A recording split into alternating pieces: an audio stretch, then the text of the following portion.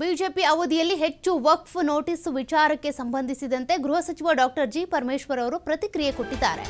ಸತ್ಯವನ್ನ ಎಂದೂ ಮುಚ್ಚಿಡೋದಕ್ಕೆ ಆಗೋದಿಲ್ಲ. ಅವರು ನಮ್ಮ ಮೇಲೆ ಆಪಾದನೆ ಮಾಡ್ತಾ ಇದ್ರು. ಹಿಂದೆ ಇವರೇನ್ ಮಾಡಿದ್ರು? ಕುಮಾರ್ ಬಂಗಾರಪ್ಪ ಅವರ ಅಧ್ಯಕ್ಷತೆಯಲ್ಲಿ ಸಮಿತಿ ಮಾಡಿ ನೋಟಿಸ್ ಅನ್ನ ಕೂಡ ಜಾರಿ ಮಾಡಿದ್ರು. 2900 ಎಕರೆಗೆ ನೋಟಿಸ್ ಜಾರಿ ಮಾಡಿದ್ರು. ಬಿಜೆಪಿ ಅಧಿಕಾರದಲ್ಲಿದ್ದಾಗ ನಾವು 300 ಎಕರೆಗೆ ಮಾತ್ರ ಕೊಟ್ಟಿದ್ವಿ.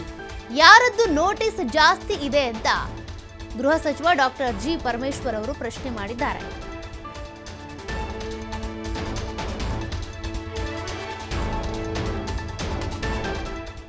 ಈಗ ಸತ್ಯ ಯಾವತ್ತೂ ಕೂಡ ಮುಚ್ಚಿಡಕ್ಕಾಗಲ್ಲ ಜಾಸ್ತಿ ದಿವಸ.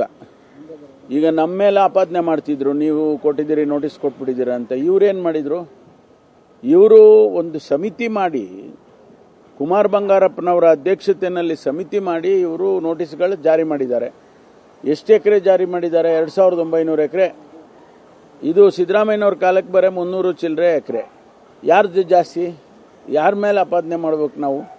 ಈಗೆಲ್ಲ ಇವರು ಇಡೀ ರಾಜ್ಯ ಸುತ್ತ ಕೊಟ್ಟಿದ್ದಾರಲ್ಲ ಬಿಜೆಪಿ ಮುಖಂಡರುಗಳು, ಅವ್ರಿಗೆ ಇದೆಲ್ಲ ಅರ್ಥ ಆಗಬೇಕು. ಅವರೇ ಮಾಡಿದ್ದು ಅಂತ. ಬಹುಶಃ ಯಾಕೆ ನನಗನ್ಸೋದು ಬಸವರಾಜ್ ಯತ್ನಾಳ್ ಹೊರಟಿರೋದು ಬಿಜೆಪಿಯವರು ಮುಖಭಂಗ ಮಾಡೋದಕ್ಕೆ. ಯಾಕಂದ್ರೆ ಬಿಜೆಪಿಯವರು ಹೆಚ್ಚು ಮಾಡಿದ್ದಾರೆ ಅಂತ ಹೇಳಿ ಗೊತ್ತಾದ ಮೇಲೆ ಕೂಡ ಹೊರಟಿದ್ದಾರೆ ಅಂದರೆ ಅವರು ಬಿಜೆಪಿಯವರಿಗೆ ಮುಜುಗರ ಮಾಡೋದಕ್ಕೆ ಹೊರಟಿದ್ದಾರೆ ಅಂತ ಅನ್ಸುತ್ತೆ ನನಗೆ. ಇಲ್ಲದ್ರೆ ಯಾಕೆ ಹೋಗ್ತಾರೆ ಅವರು?